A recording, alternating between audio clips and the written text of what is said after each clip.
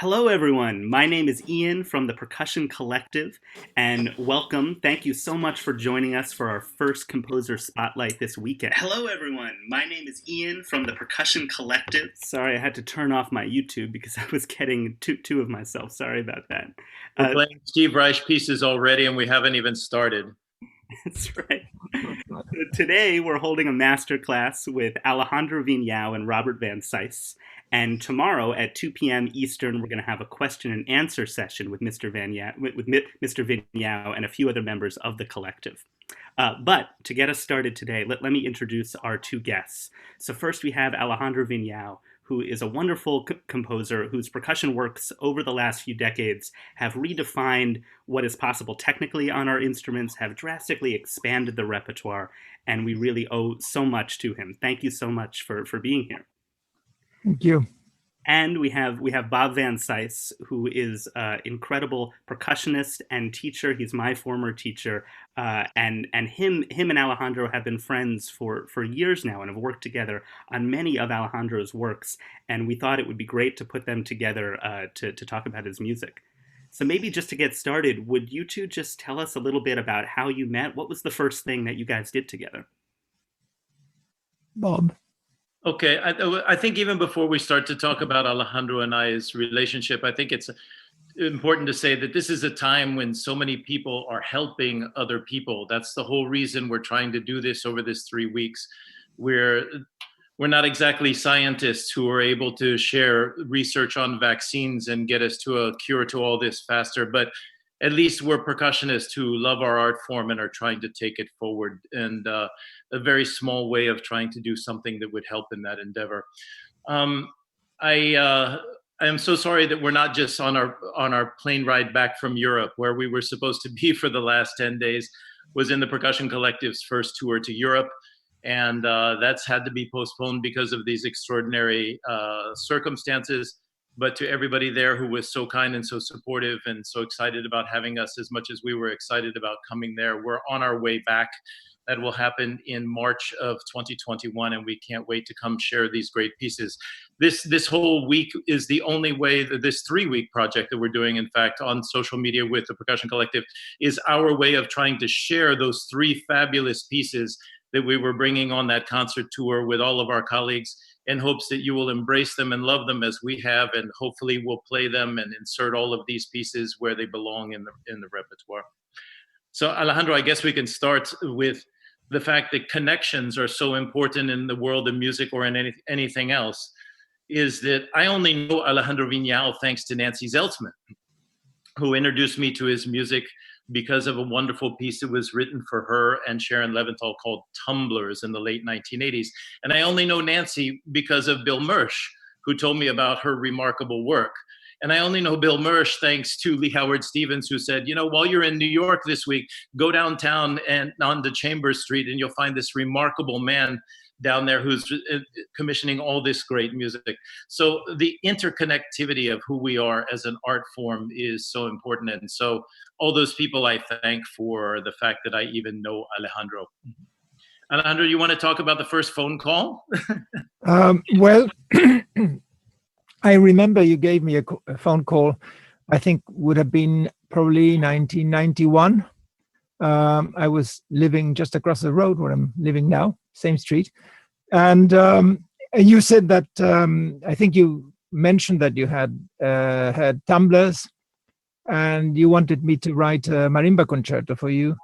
And that was in connection with a festival in Belgium, in Antwerp, which had been selected the cultural city of Europe that year or something like that. Exactly.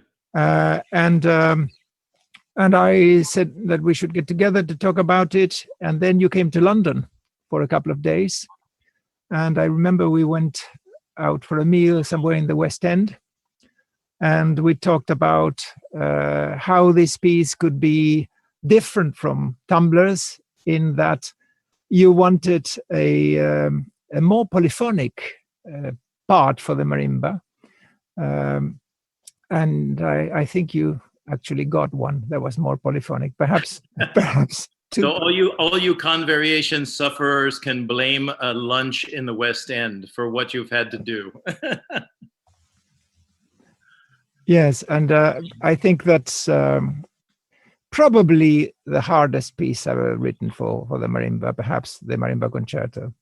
It was such a joy though to work that piece together. I remember having my marimba tucked into your apartment and going through that piece phrase by phrase, and this note can stay, that note has to go. And we were all still, that's once upon a time, almost 30 years ago now. It's hard to imagine that that's the case, that we were still figuring out how one writes for the marimba. And what were the limits? What were the possibilities to have the daring to push those limits and not to let those limits get pushed so far that we were in unplayable music? And that was a very interesting quest between you and I during the writing of the marimba concerto, to find where those limits were. Yeah, I think that on several occasions I went very close to writing impossible things that had to be rewritten, thanks to your wise advice on the matter. But I had the things that you did, Alejandro. I remember a statement from one of our sessions working together. Is I would play a lick and really kind of hope that you would keep some of these great notes in with all this really dense polyphonic music. And you would say, Bob, that 8-bar phrase, you can play it, but you can't groove it.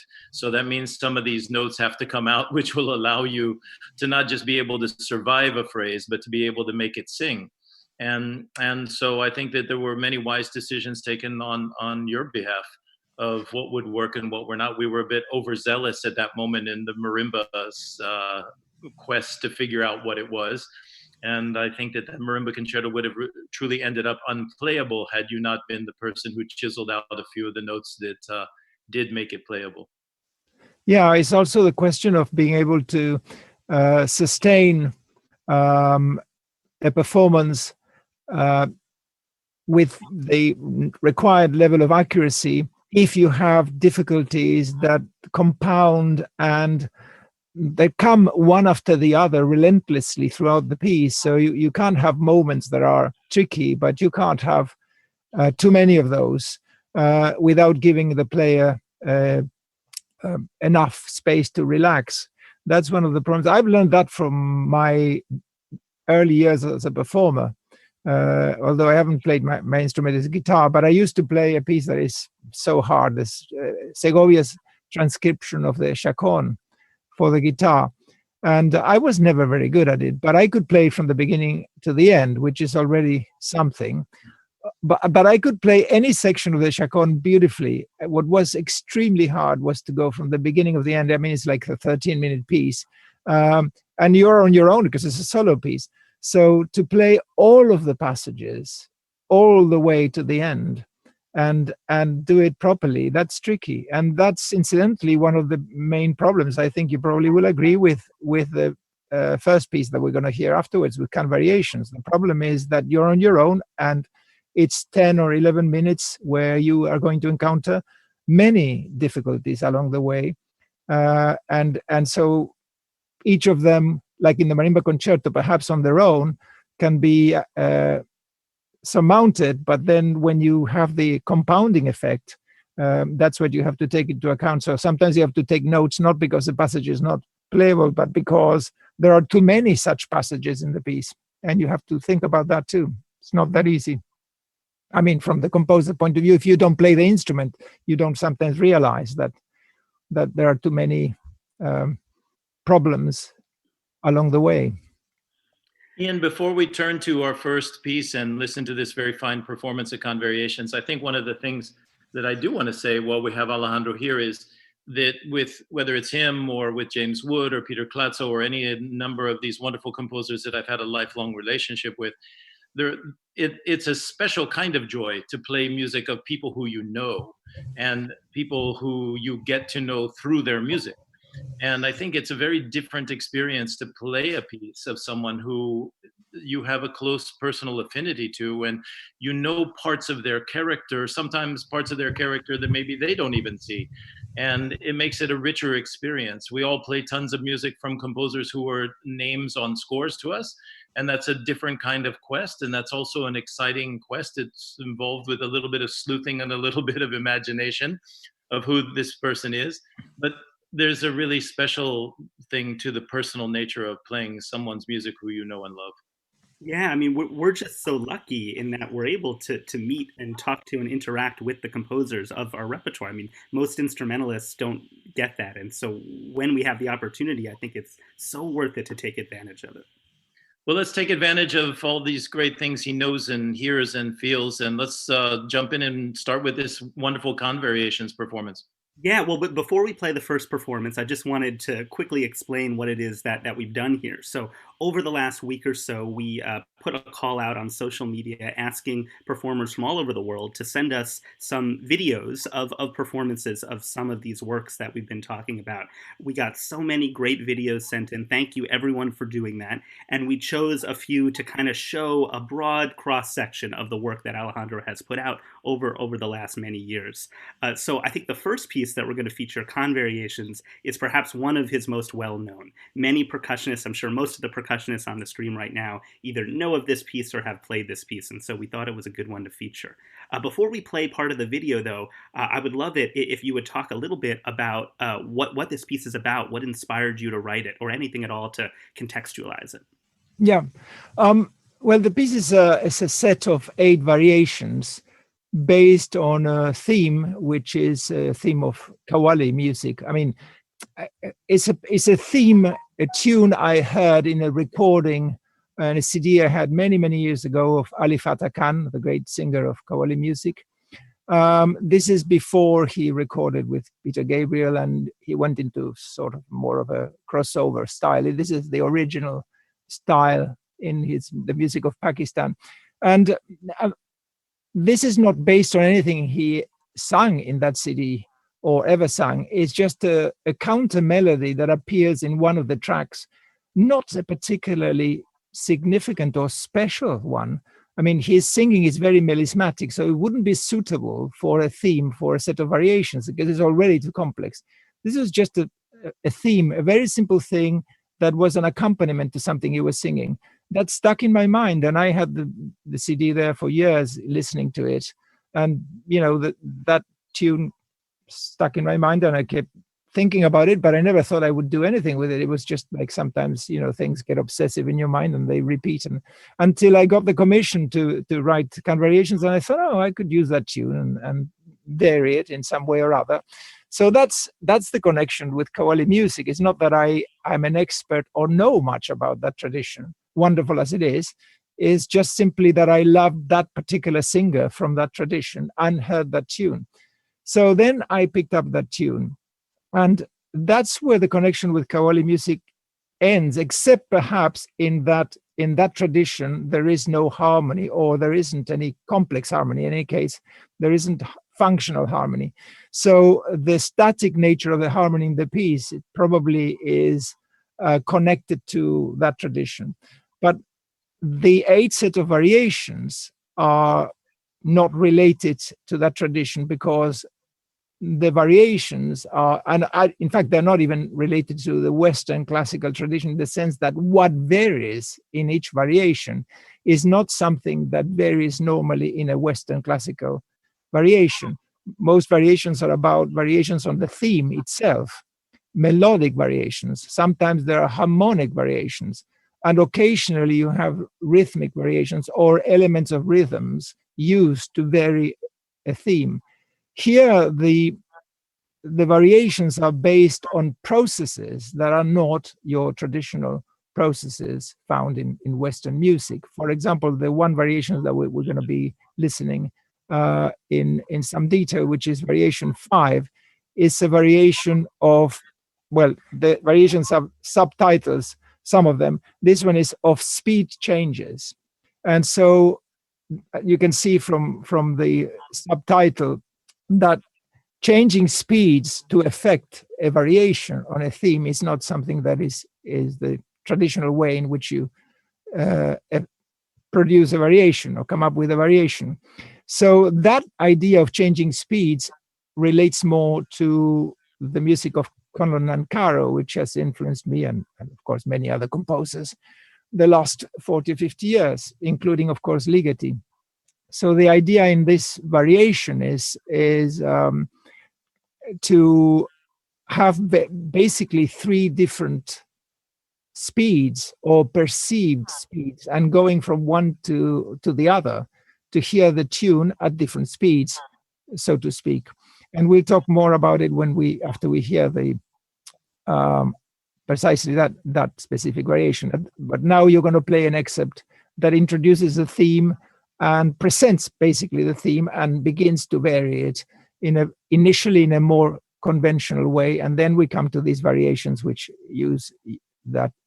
unfold these processes that are less traditional. Great. Okay, well, let's hear a little bit from the beginning of Con Variations in a wonderful, wonderful video from Connor Viets.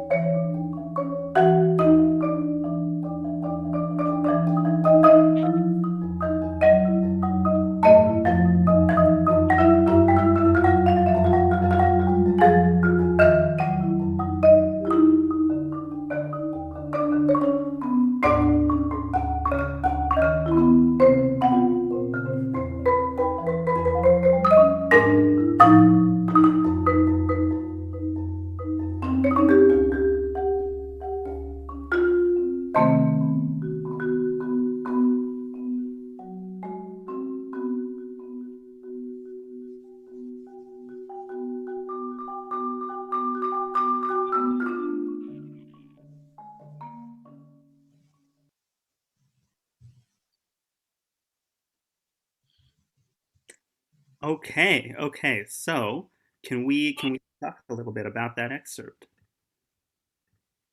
I have a question, first of all. The feed I was getting was a bit modulated and fragmented. Is that just me, or were you having problems? It was just because it was going through Zoom. I think everyone on the stream, I hope heard it well. Oh, okay, great. Bob. I'll say just a very few things. The world has more of me than they want already all the time, and so we're this opportunity to have it straight from Alejandro. Let me just speak about one or two small things in the performance and a bit about the instrumental side of playing the piece. I once heard somebody say that tradition can oftentimes be the repeating of other people's mistakes. I think that we have to be really careful in the traditions of performances of any pieces, that very oftentimes that you begin by playing things that you remember from your next door neighbor's practice room 3 years before, who played the piece that made you want to play it in the first place. I always ask everybody who begins this piece is to take the second part of the score and work with it. And in this marvelous young generation with all these great tools that you have now, a sequencer tape from a composer, especially one who does them as carefully as Alejandro does, really becomes a very, very useful tool in the learning of the piece, especially one this rhythmically complex. So, Connor, I think, first of all, you're doing enormously well. So many things are incredibly well played. It's also so exciting to all of us, the marimba playing generation of my own age, and all my colleagues from that sort of strata of marimba players, that now college kids handily play con variations is rather remarkable to all of us. So it's just simply a tribute to your young generation of players and how much progress has been made since we all started this long ago. Please make sure, Connor, that you stay with your sequencer tape working at 50% tempo for as long as it is necessary, until really absolutely know all these beautiful rhythms.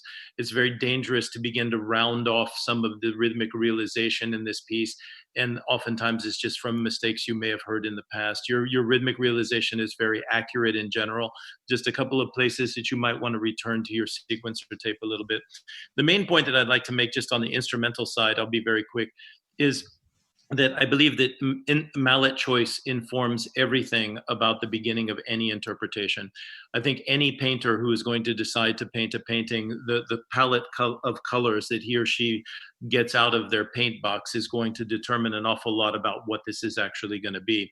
And so the only advice that I can give you is that Alejandro, from my work with him, I know that his taste in mallets is always that of what he described to me during the marimba concerto as somewhat of an ethnic sound, if you will. And I think the definition of that is oftentimes rooted in the Guatemalan and Mexican marimba tradition that has a rubber core rather than a plastic core behind it, and gives that sort of marimba sound to the sound. I also think that one thing that I would suggest to you about your own mallet choice is I believe that perchance your mallets are a little tightly wound for this piece. And I believe that it doesn't quite offer you enough of a palette of colors to work with. So I would continue to use a rubber core in whatever mallet choice you may explore some other alternatives. But I believe that a little bit more of yarn on your mallet that would give you more cushion in the attack and more variety of colors to be able to work with will allow you to give a little bit more shadowing and foreground background relationships in the piece. And some suggestions that I would give you: Maltec makes a marvelous series of mallets called the Grand Soloist sticks that would fit this piece incredibly well. Many of the Yamaha Keiko Abe mallets will work perfectly, and some of my mallets, we don't need to plug my mallets here. So, but make sure above all that you're using a rather heavy stick with a variety of sounds inside the wrapping with a rubber core. Alejandro? Yeah, I agree with that. Although, of course, I don't know the names of any of those mallets. They're like Chinese to me. But I do agree with your description of the mallets. The only mallets I seem to remember, I think I even mentioned it in the score, are the mallets that Ian chose for his recording, which sound just perfect for the piece. But I don't know what make they are or anything, or the numbers. I can't remember the numbers, but I know they sound great, apart from the fact, of course, your performance is wonderful. I was going to say just before we hear the next excerpt, which is from variation 5, correct? We're going to it. Yes. Yeah, I was going to say that normally when I work with a performer who's playing a piece of mine, I would comment on the aspects of the performance that need more work, that needs improvement. In this case, I mean, in the case of the 3 performances, actually, we're going to hear the 3 players and the group. There's little I can say in that way because they're all very accomplished. So I will take the opposite view, and I will try to point out aspects of these performances that are successful, especially when they have succeeded in areas which many performers often find problematic. So it's a question of more pointing out what they did right, which is often unusual, rather than finding a problem. And that's not just because I'm trying not to be critical, because I know that those who know me know that I can be pretty critical. But I think these 3 recordings are surprisingly accurate and wonderful. So we are now going to hear, and also actually what I would say to Connor is that it's his video is what you see is what you get. Somebody press the button, there's no editing there, it just runs from the beginning to the end. And that's quite an accomplishment to play that piece to that level from the beginning to the end. That's really, really good. There are very, I mean, you probably, Bob, will take exception with more things because, first of all, you know the piece better because you've been teaching that piece for years. And I'm sorry for you, you must be sick and tired of it. But I sort of tend to forget my music and move on to the next one. So coming back to a piece is to somehow rediscover it. I will mention one passage that I think Connor could improve upon. It's just 2 bars, but after we first hear the variation 5, and it's the passage leading to variation 5.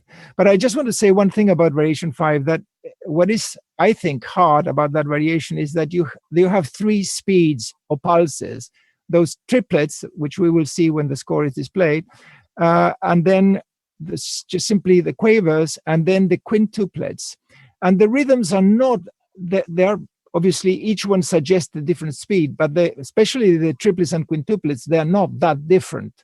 So to be able to establish those 3 pulses clearly is the fundamental thing that you need to do in these variations, which I think that Connor has done quite well.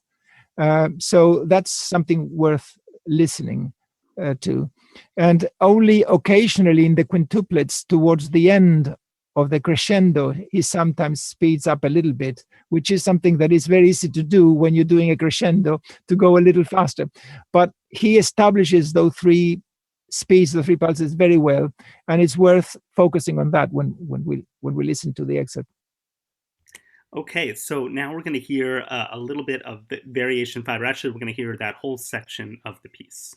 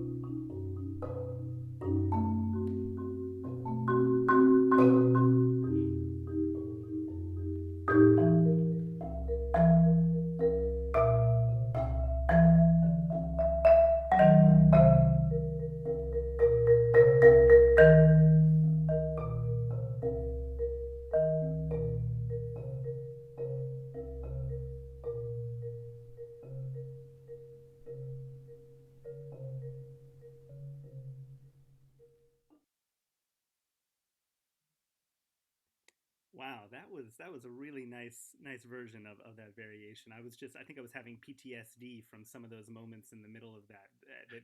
So well executed. That was great. I would love. Would you talk a little bit about how you composed this section, like how these different layers and time cycles came together? Yes. Well, the idea here was to keep the tune, but I mean, as you can hear, it's not identical to the original version of the tune. It is, but it recalls enough the tune. You feel its presence; it's there. And then that's always going on the left hand. So my idea there was, can I have the tune heard as if it were running at 3 different speeds, that they interrupt each other or continue each other, whichever way you want to hear it. So you have the triplets. I mean, it would be easier if we saw the score maybe, or displayed the score. Could we display the score? Yeah. Doug, could we see a little bit of the score of this movement? Okay, I think it's up now. I'm not seeing it, but it's there for okay. Yeah. Okay, so you have the triplets, and then you have 3 speeds. The triplets is 1 speed, then you have the quavers, which is another speed, and then you have the quintuplets. And the idea was to go from one to the other instantaneously, so that you feel like a change of gears. And then the tune is play, but that is tricky enough, because what is tricky is to switch from triplets, maybe to quavers, that easy, but to the quintuplets. When you go for the triplets, there's always an inertia going from the last beat of one bar to the next. So that's tricky. So I thought the rhythms, the tune should be in the same kind of rhythm than the right hand. So when the right hand is playing triplets, the tune is in triplets too. When the right hand is in quavers, the tune is in quavers or crotchets or any subdivision. So the ratio should always be 2 to 1. And when it's quintuplets, then it's also quintuplets, so that you don't have to deal with the complexity of one hand against the other. You can focus on changing from the triplets to the quintuplets and to the quavers, so that the effect is that drastic and almost edited, like change of gear, change of speed. So in that sense, it's different from the other passages in this piece or in other pieces of mine, where I play with the individual speeds of different lines. Here is not that one line is running at 1 speed and the other line or the other voice is running at another speed, is that the speeds get interrupted, edited, going directly from one to the other. And therefore it's very important to switch absolutely without any inertia between the triplets, especially, for example, from, let's say, from 124, bar 24, 125. That's tricky. That's the first time you have to go from the triplets to the quintuplets, and it has to be an absolute sharp edit.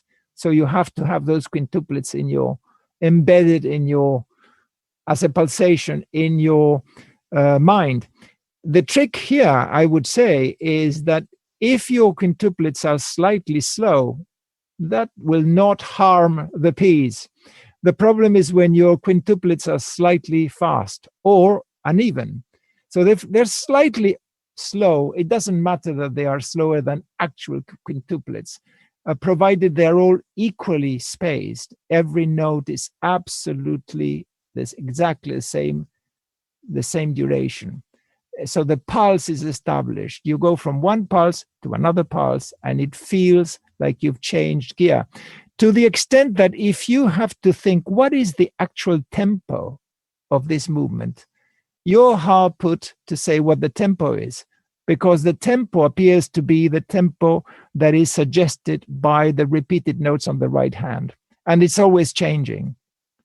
So that's what I'm playing with, that idea that you can identify a pulsation very clearly, but you don't know where the tempo is. So that's one of the ideas. As a performer, I remember struggling so much with that exact aspect that you just mentioned about, because the difference in actual speed between the 3 of them is not so great. And it was often, I would often find that my quintuplets felt like they were at exactly the same speed as the triplets or the whatever it happened to be. And that was a really difficult and tiny little detail to work out. It helps to slightly exaggerate the slowness of the quintuplets. Because then if you have a speed that is slightly slow, that would be actually an irrational rhythm with regards to the triplets, if you think about it, because you don't have anything between quintuplets and the next rhythm down. And that doesn't matter. I mean, that, in fact, if anything, enhances the effect.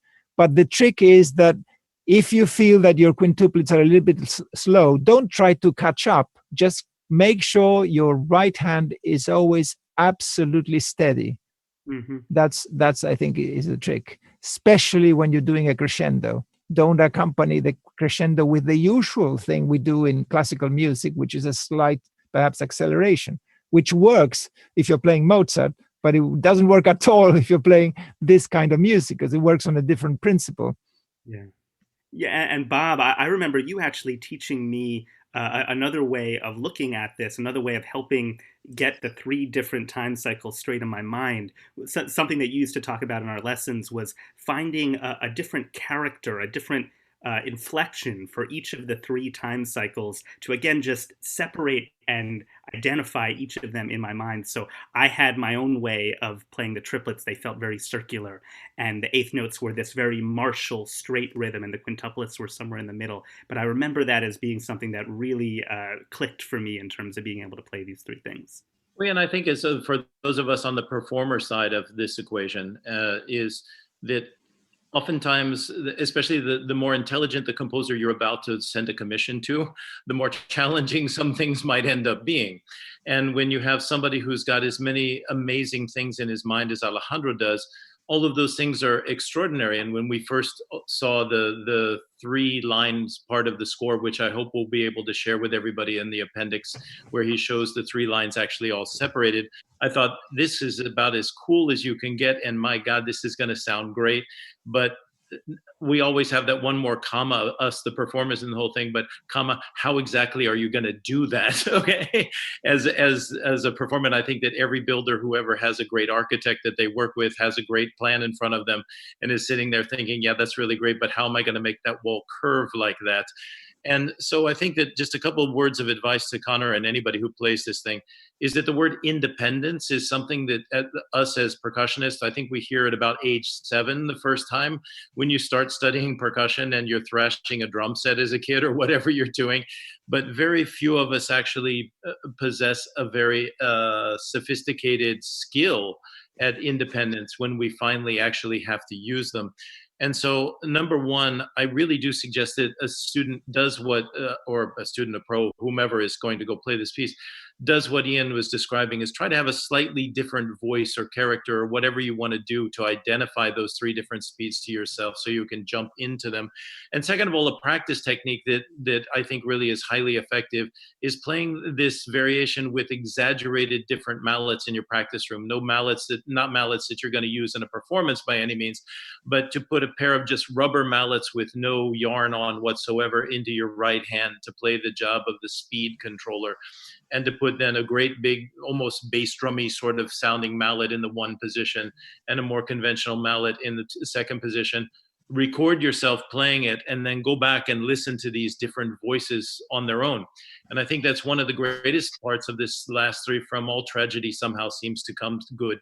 And in my own teaching for the last 3 weeks, I'm working with my students examining videos of themselves playing and learning to self-analyze their own playing and make many of their own decisions. And by recording yourself with these practice mallets that are all super exaggerated, it allows your ear to isolate one voice from the other. And it's always been really successful in teaching people to play this complicated variation, which is such great music. Before we move on to the next piece, I really, there was one thing that I would like to point out. And if we could display the PDF I sent you of the 2 bars leading to the beginning of the variation. Incidentally, I think Connor did something really good that is often not done, which is when he starts the pianissimo in the right hand, that sometimes that pianissimo has to be so pianissimo that you can barely hear it, because there is no time to do a crescendo no space to do a crescendo to mezzo forte. Otherwise, if it's not quiet enough, you end up doing it to forte and you obscure the tune in the left hand. So it's often good to start to a pianissimo that is more like a triple pianissimo, barely audible, and he does that very well. So the crescendos work very well. That seems a banal thing, but actually it's fundamental if you're going to hear what's happening in the left hand. One thing that I would say to Connor about the 2 bars leading to this variation, and also the 2 bars leading to the next variation, which have ritenutos or rallentandos marked.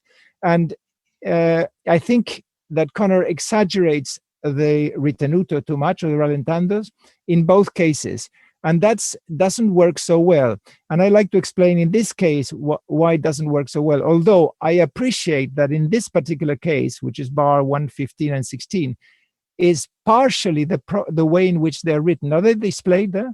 Can people see those 2 bars? They would see the bars just before the 5th variation starts. Okay, yeah. The triplets, the 3, 4, and the triplets. I mean, that by right, I should have written that as a metric modulation. So the triplet quaver should have been quaver, and then that should have been 2, 5, 8 bars, so that you will have heard ta ta ta ta ta ta ta ta ta ta tam tam tam tam tam tam tam. But so that the downbeat would not be the second note in the 2/4 bar. It would have been an actual downbeat if you follow it. Imagine that written as 2/5/8 bars. But then you would have a metric modulation for just 2 bars, and then starting a variation on a different tempo change. And I thought, just for 2 bars, that's too much. So in reality, this has to sound like 2/5/8 bars. That's why you have the tenuto accent on the quaver inside the triplet on the 2/4 bar. So taka ta taka taka ta taka tam tam tam tam tam. Now, if you do that ritenuto too long, tan tan tan tan, the tan tan tan gets detached from the rest and doesn't sound like a bounce, because that note is bouncing from the downbeat, the tan tam tam tam tam tam. So the ritenuto shouldn't be. So in your recording, that note gets decoupled. So you hear ta ta ta ta ta ta ta ta ta ta ta ta ta, which is not what you hear. You want ta ta ta tam tam tam tam tam tam. It's a slight or a poco ritenuto. The other thing is that you change the dynamics. That's mezzo forte, and it's mezzo forte throughout. Of course, the accents are strong accents. So the ta ta 1 2 3 4 5 1 2 3 4 5 bam, and you'd want to hear that downbeat just as strong. It has the tenuto accent, whereas in the way he plays it, and there's a kind of diminuendo, and we barely hear that downbeat. So the first really dramatic change in dynamics happens on the second note of the beginning of the variation. So it should be strong. Taka ta taka taka ta taka tam tam tam tam tam. That's. Thank you for that. Yeah, this is such a tricky transition to move from all the energy from the 4th variation into the first note of the 5th one. That is really helpful. And if I could say one very last word about Khan in only 30 seconds, and we'll move on to Madera, is that, folks, this was one of the very first projects that we all commissioned as the percussion community, not a single individual person. I remember bringing this idea to all my colleagues at a marimba festival where we were in Osaka, Japan, celebrating Mrs. Abe's birthday, and saying to everyone, aren't we all tired of begging foundations on our hands and knees for commission fees and getting no letters back from any number of people? What if none of us could just pull $10,000 or $20,000 out of our pocket at that point to commission pieces from great composers? But what if we all split this up into little pieces? All of us could come up with $500 a piece. And it went over a little bit like a lead balloon in the very first offering. But Nancy Zeltzman kept this idea and was tenacious enough to say, no, actually, maybe this is a good way for us to do. And she was courageous enough to sort of spearhead the first try at this. And if you look at this marvelous list of people who were involved in this first commission, this has become sort of commonplace now, and is very oftentimes clear down to the level of young students now putting in $100 to $200 each to commission pieces, and us taking responsibility ourselves for the creation of our repertoire. And this was really one of the very first forays in that. So a huge bravo to all the people who were involved in this very first consortium commission. And that's been a way that that I think a lot of Alejandro's pieces have been created in that way since then. And it's been such a wonderful thing for the percussion community to be able to participate in the commissioning of a piece by a composer like this. Yay. So I think we're going to move on to our second example now. So Con Variations is a bit of an older piece from the early 2000s or so. And now we're going to move to a piece that is very, very new, written just a few years ago, I believe. This is another solo piece with electronics this time, a piece called Madera, Viento y Metal. Alejandro, do you want to say anything about this piece? Yeah, actually. Well, first of all, what Madera, Viento y Metal means, which is wood, wind, and metal. And you will see in a minute what that has to do, how it relates to the music itself. But what I would like to say is, well, this is another very, very good performance. And I think to find any fault with this performance, I find it very difficult myself. But I want to say something that relates both to the music and the performance, which is this. The difficulty in performing this piece is because there are two issues about this music, two sides to this piece. On the one hand, you have the tunes and the rhythms and the harmonies and how they change, like in any other kind of music that you play, acoustic music, and what happens to those rhythms and those tunes, how they change, the time signature changes, the complexity of playing music that is rhythmically complex, that has a lot of articulations, that have different articulations, and that you have to make a difference between an angled accent and a tenuto accent, and then those notes that are bouncing and therefore should be quieter. So in any given bar, you have different layers of weight on each note to make it really work. And I think that Joshua does that very well. But if you were playing without a click track, without electronics, then when you need to create a stress where you have an angle accent or octaves, or because the groove requires a greater strength, you sometimes lay into your keys and take a little bit longer to do it, because you're playing on your own or you're playing with other people that can see from your gesture that there's going to be that slight change in tempo. When you're playing with the click track is relentless and waits for no one. So in order to get the articulation right, the rhythm right, and actually be in perfect sync with the click track, that is quite an accomplishment. And I think that, Joshua has done that very well. Now, the thing is this, in some kind of music with electronics, the electronics play a certain role, so that if you're not absolutely, completely in sync with electronics, it doesn't really matter. There is a level of tolerance. But because of what's happening in this piece and the way the electronic works, which I'll explain in a second, that you can't do. What the electronics do is that they bring out from within the instrument certain colors that may be implicit or imaginary in the instrument itself. So you have a wooden color which comes out of the marimba, that seems obvious, but then you have a wind-like sound that comes out of the marimba, or a metal sound that may be implied to some extent. So it creates an extension of this, the piece creates an extension of the sound world of the marimba. That's the idea. And to create that illusion, because it's an illusion, then what you need is a sound that triggers those colors. So the marimba is often attacking and playing an attack sound, and that out of that attack comes a sustained sound, which is from the electronics. That requires complete synchronicity, because if you're behind, then the magic doesn't happen, because you hear the resonance before the attack. And if you're ahead, then the resonance is decoupled from the attack, and then again you don't hear the magic.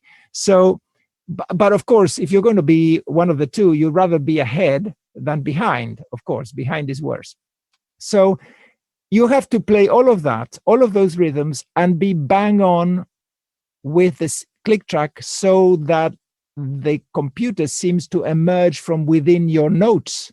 And that he does very well. But there is another layer here that normally performers don't have to deal with. In this piece, you have to deal with, which is the mix between the electronics and your instrument. Now, if you're going to be playing in a fairly high-profile event where you have a sound engineer and all this gear, well, somebody will deal with that. But if you're dealing with it on your own, and often that will be the case, you have to learn to understand how loud the electronics have to be.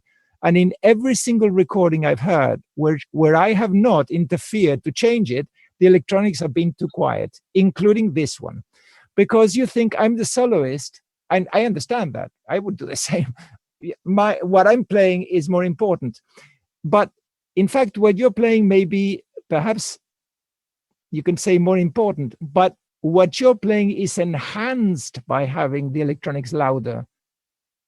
So, for example, when we will hear in a minute, when the marimba comes out of the solo, the electronic solo, it has to be buried and come from within, from underneath. If the electronics are not loud enough, you hear the marimba from the very first sound, which is not what you want. So that, as well as what I said before, the idea that you're triggering sounds that come from within the instrument. If the electronics are too quiet, they seem like a faint resonance of your instrument rather than something that comes. If you're playing a strong note, your resonance surely should be strong. But if it's quiet, then it doesn't feel that it's coming out of your instrument. It just seems that it's there. So what I would say to Joshua is, having played so well, it's a pity that you didn't mix the electronics louder. And the second thing, this is actually an important aspect of performance. If you're going to play a concert, remember, with electronics, that the audience is not going to listen to your performance as you're hearing it on stage. They're going to hear whatever the person at the mixer gives them. That's what they're going to get, not what you think you're playing, what they are going to be broadcasting, playing to them. So the marimba is going to be mic'd, mixed with the electronics. So it's crucial that that balance is right. In a concert hall, you have one advantage, which is that the room will make both instruments resonate equally, the electronics and the marimba.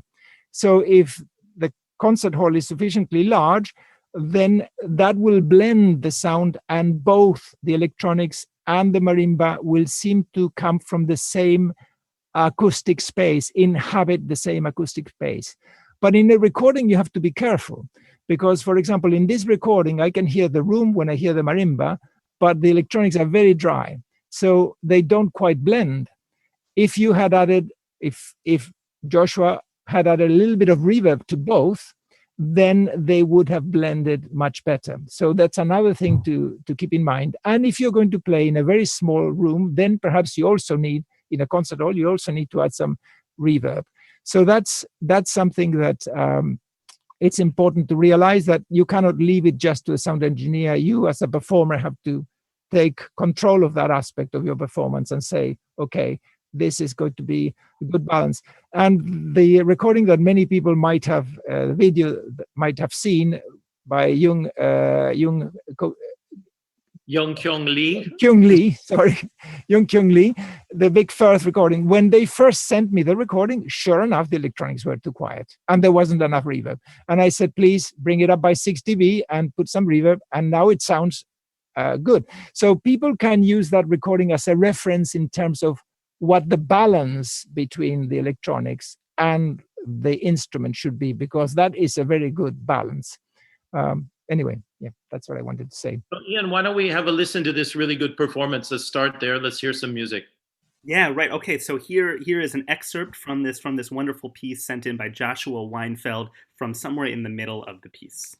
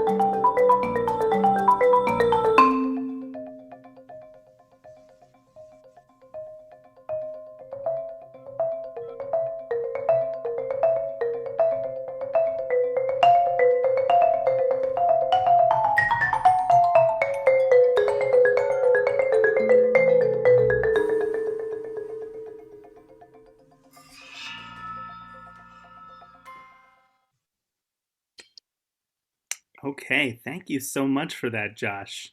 I also just wanted to mention, I think that this is a little bit of a coronavirus version of the piece. I think the resonators are missing from his instrument because he wasn't able to bring them from his percussion studio to where he made that recording. So I think that might also have something to do with the sound of the recording.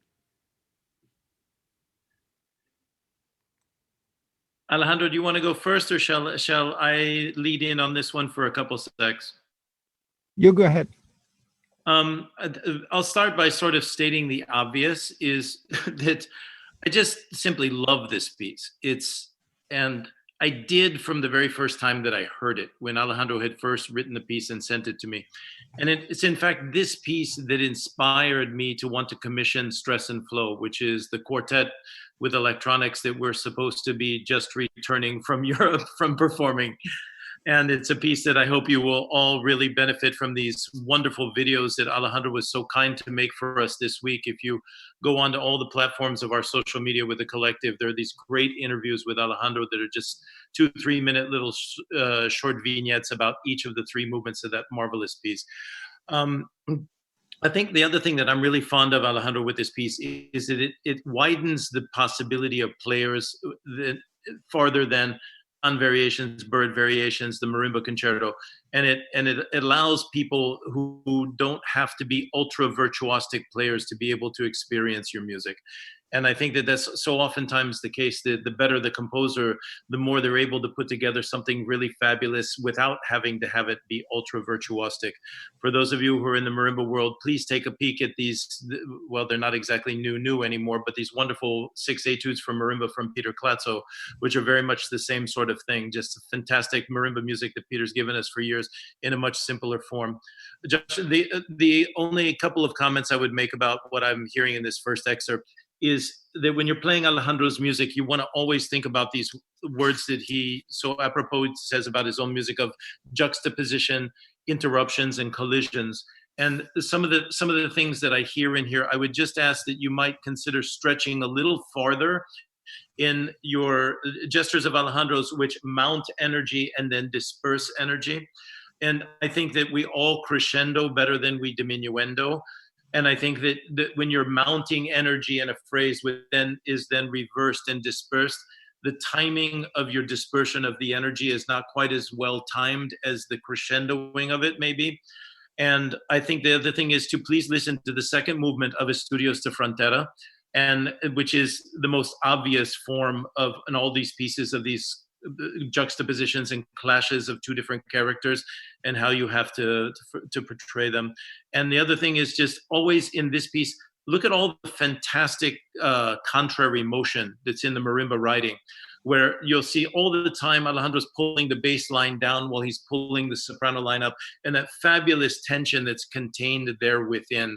Be sure that when we're doing that on the marimba, that you really emphasize your right hand, because we play a really odd instrument compared to other instruments. Our instrument gets more powerful as it goes down rather than as it goes up.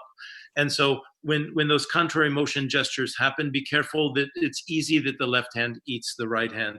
But hats off to you. This is really well played. This is incredibly well synced with the tape, and just tons of things are really, really working.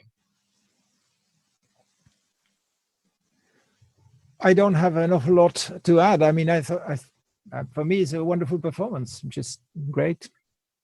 And I think that maybe some of those issues you mentioned, without wanting to repeat myself too much, might be ameliorated if the computer part were a little bit louder, because then when the computer comes in or out, it feels that when it does a diminuendo, fades out, it disappears into something much more. So that would certainly help increase that that aspect of the discourse. Well, let's listen to another excerpt just because it's a great performance of it. So we're going to hear like the last minute or two of this piece now.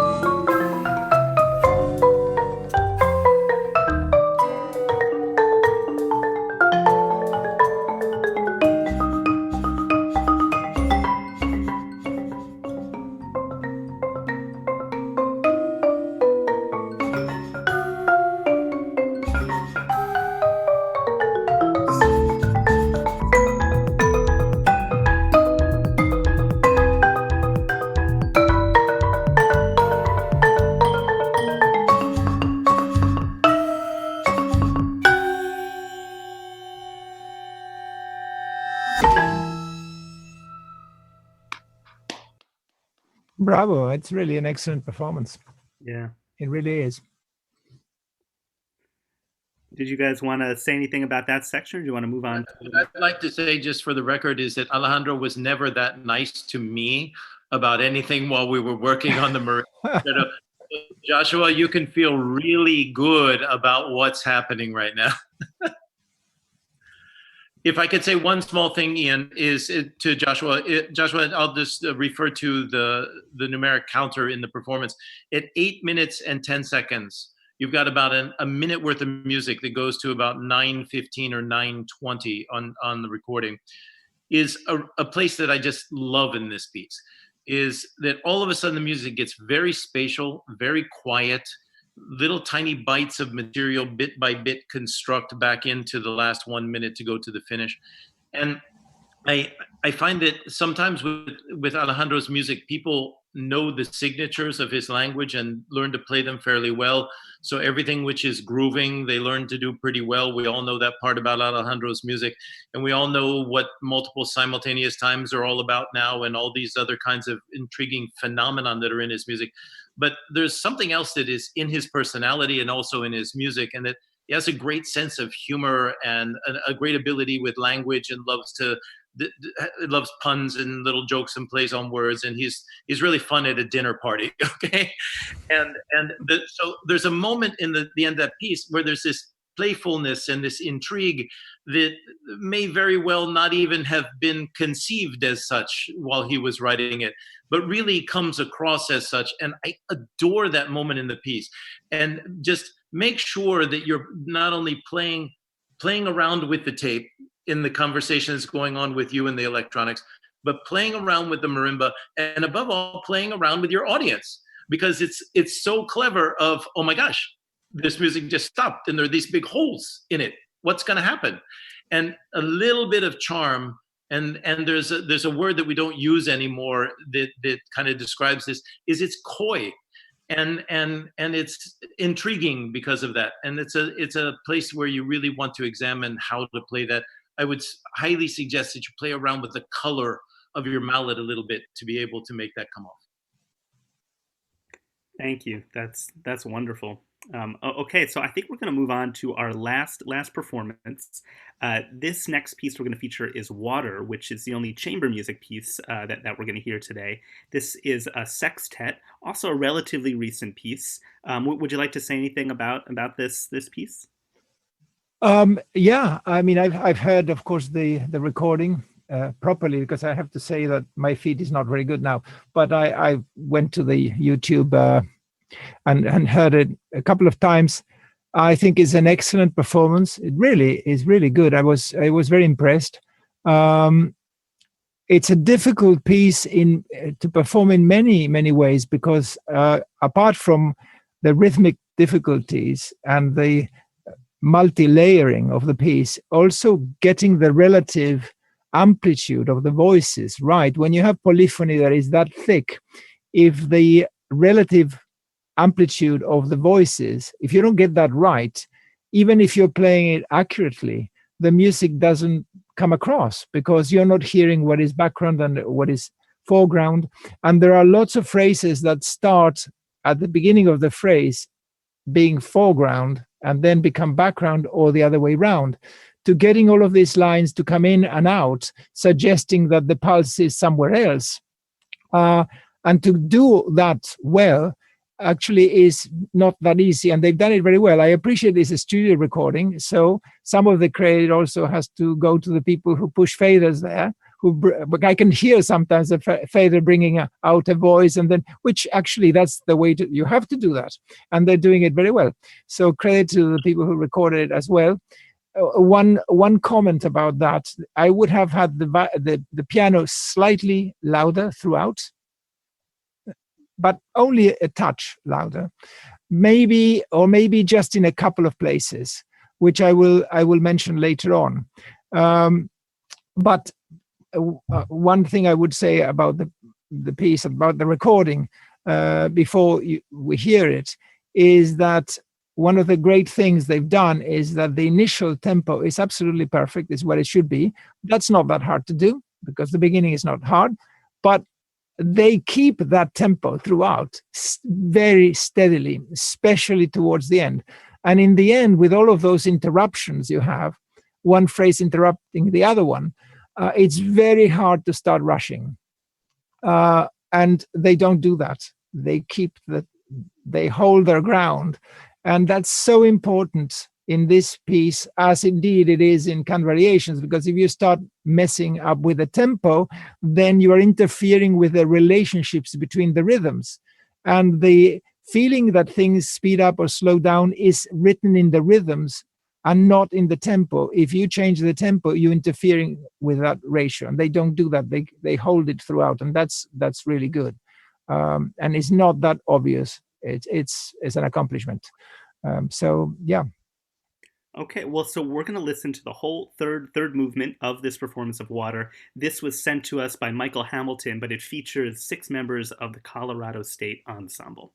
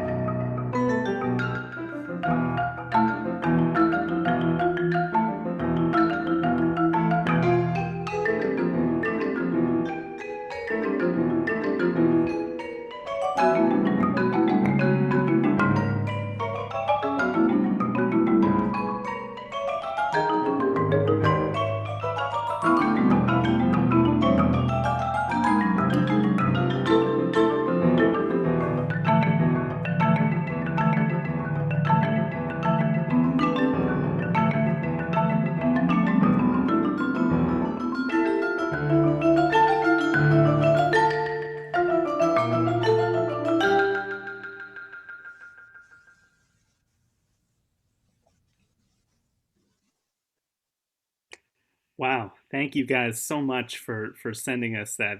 That was a lot of fun to watch. It was also fun watching the chat as it was happening. Every 5 seconds, another person wrote in just how much they were enjoying that performance. So thank you so much for that. Great job, guys. Great job. May I go first? Please, yeah. No, when I listen to a performance of this movement, which doesn't work, I'm always thinking, oh, I wish at this point I could hear more of this line, or I wish at that point I could hear less of that line. I wish this didn't happen. At every single point, what I was hearing that was foreground or background was what I wanted to hear as forward, background. So that's, the balance between the different polyphonic lines was very good. The articulation of the individual phrases was very good. The performance was rhythmically, both vertically and horizontally accurate, which is not easy.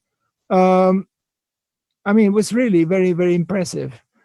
The only thing, now splitting hairs, the only comment I would make where I think I might want to see something slightly different is in a few places where, I mean, all the players actually play very well, and the pianist plays beautifully. And the piano is so essential in this movement, well, in the piece, but in this movement. I mean, I've heard some pianists who also are percussionists who've played the piano part saying, I want to play the piano part even if I'm a percussionist, because it's my favorite part. Now, I think that the piano could sound a bit more upfront in a few places. It's not just a question of loudness, it could be a little bit more aggressive. I felt it was a touch too controlled in a few places. In some places, it has to sound really controlled because that's what you want. But there are a few places where it could go a bit wilder. And I'm going to point that out. I think in the low register, in bars 157 to 162, that little solo, excuse me, with a marimba, and 168 to 173, which are marked percussive and staccato. Maybe I should have written percussive and aggressive, or something like that. So the contrast between the gentler passage starting in bar 140 with the vibraphone solo, which is a quieter passage, and the entrance of the marimba and the piano, which sort of interrupt that kind of music in 157, the interruption could sound a bit more upfront or exaggerated. But I don't think it's a question of playing the previous passage any gentler, because it was played beautifully. I just think it's a question of getting a somewhat more aggressive sound with the piano that may force the marimba to play also more aggressively, and so that it's not overpowered by the piano. But that's all I would say. It's not that it wasn't played really well. I'm just saying it's a question of emphasis. That's all. And also, coming back to the piano, I would say that the octaves on the right hand marked fortissimo from 277 to 283, and from 288 to 294. That could be also a bit more upfront. However, I appreciate that that's harder, of course, because they are fast octaves. So there is so much you can lay into the instrument if you don't want to be late. But if it's possible to bring that up a touch more, that would be excellent. But in any case, wonderful performance. I take my hat off to all the players and to their teacher. Bob, do you want to throw something? Sure. I think I'll even just pick up on the last thing that Alejandro says. I mean, all you guys out in Fort Collins are really lucky because you're under great guidance. I've had the privilege of being out there to work once, and the class sounded fantastic, and this performance is terrific, and the performance is really well guided. So there've been some really great decisions taken here. I have a list of 5 or 6 things from when I listened to the recording myself, and I'll try to be brief. First and foremost, thanks a million to Michael Burritt for sort of spearheading the existence of this piece and being out there making the commission happen, and with his group's incredibly fantastic performance. All of you who are studying the piece, be sure that you go on to the internet and watch the Eastman performance of this. It could not be better. That, along with the beautiful performance that comes from Svet and the guys at the University of Miami, it's really a testament with this piece that really great pieces can work in so many different ways and through so many different voices. And I think that when you're starting a piece, it's really important that you have a look at 4 or 5 different people and their different takes on how they do this. Svet gets to the truth in this piece in a very different way than my approach to the piece, in a very different way than Mike's. And just like there are a million different roads to Rome, there are a million different rivers that'll take you to the ocean. And here, they're just really beautiful documents now that can help inform a good performance. As I've said a couple of times in this, and I won't be redundant, but it's self-evident that I'm a gigantic fan of his music. But this is the very best of his percussion pieces, and I love all of them. But I think that Water is simply clearly the best of these pieces, and this piece will be played, Alejandro, for a very, very long time.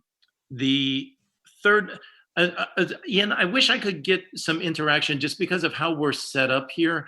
I can't sort of talk rhetorically to Michael, but I don't know whether he could type some things back to answer a question or two that I have to ask him. He might be able to, but there's a little bit of a delay between the chat. But I think I think he's there. I think actually some of the ensemble is there. So if you have comments for them, they'll. Okay. Well, just one of the questions I have, Ian, is whether they only perform the third movement, which has been oftentimes the case. We've seen many groups just play third movement.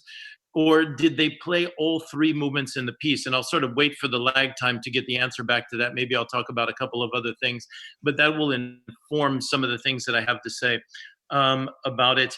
The other big question, Alejandro, and this is for us to talk the percussion community while we have you and we can all discuss this together, is that each of us have a completely different setup for this piece. And when we did this with the Yale Percussion Group, we lived with this piece nonstop for 3 months. And we tried any number of different variations of the setup.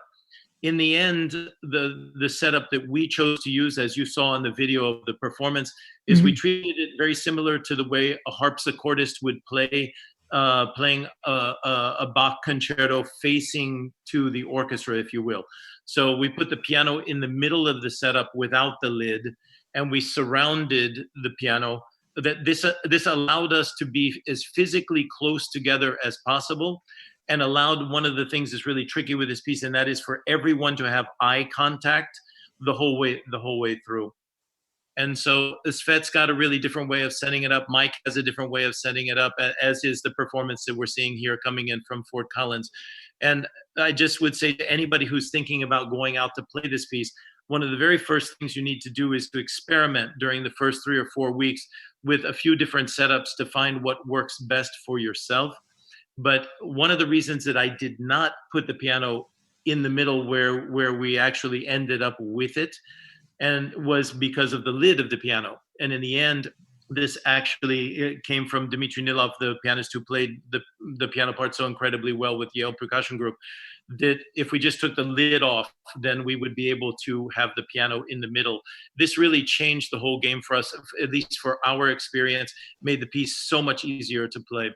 And there are a couple of other things just in the chamber music realm, and again, I'll try to be brief, is oftentimes, I'm just going to borrow a piece of wisdom here from Zoli Ratz and Aurel Holo from the great Amadinda Percussion Quartet to talk about that when you play chamber music, sometimes you need to pass the ball in a piece from one player to the other, but sometimes you need to all jump in, get in the ball together.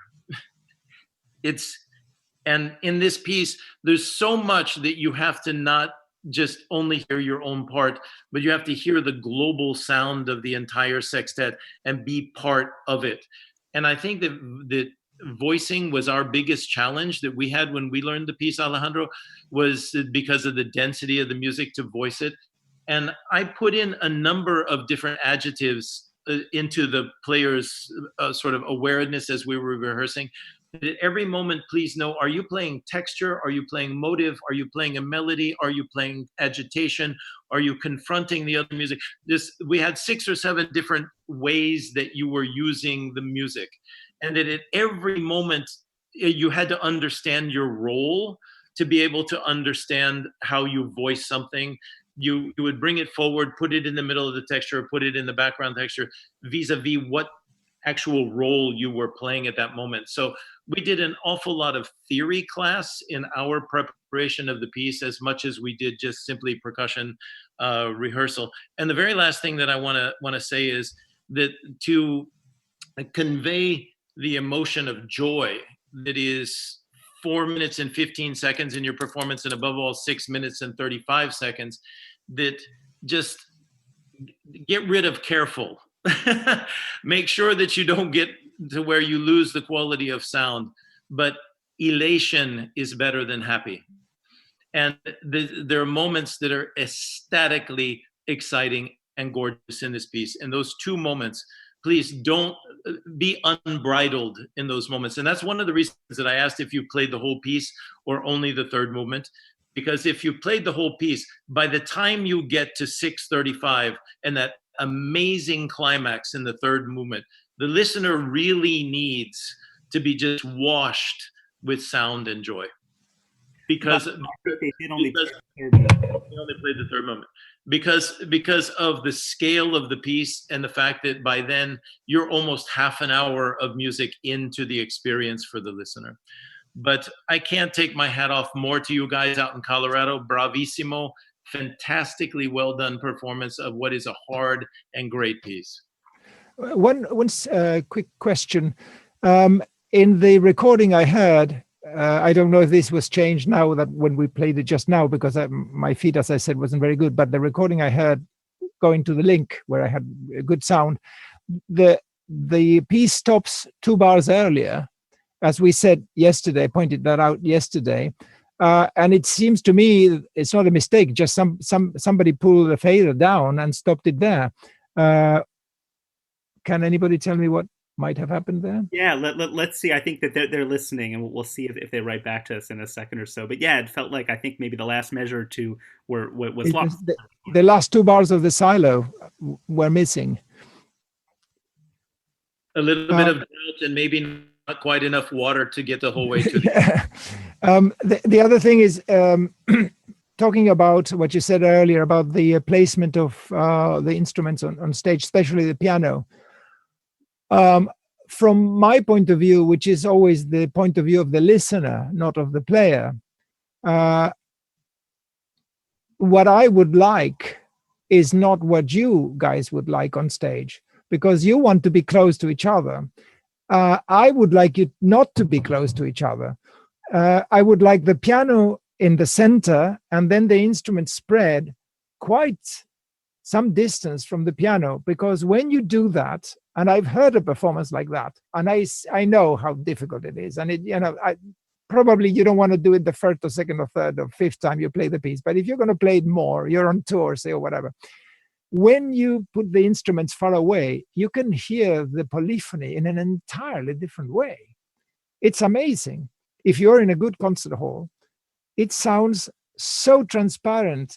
What seems dense now becomes dense, but in a very different way, because the fact that a line is coming from a different position on stage is like when you're listening to an orchestra and you hear the violins and then the double basses, they're coming from an entirely different part of the room. You can separate the lines. So the position on stage from where the sound is produced is important. So I'm not suggesting that you do that in the beginning, but I'm saying that if it at all becomes possible for an ensemble, maybe if they know the piece very well, then to try it. Because if the concert hall lends itself to do something like that, then it's worth trying it. I've heard it in Miami when the New World Symphony played it. There's the hall there is an orchestral hall, but has a very special acoustic. I don't know if you've been there, and the clarity of the lines and the separation was amazing. Partly because the hall has a very special acoustic, but I mean the instruments were really far away from each other, in a way too far away from each other.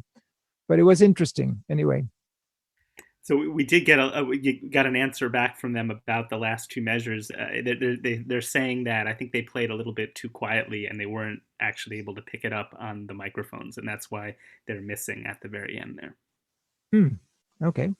Anyway, so I think actually we're about at the time that we set for this.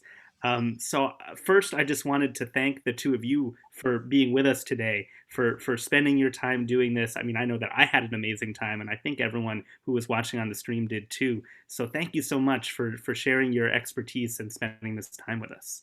It's a pleasure. Alejandro, for all the great music. Thank you so much. For that. Well, I should be grateful for all the great players I've had play my music. Well, it's a good partnership, and that's the whole idea.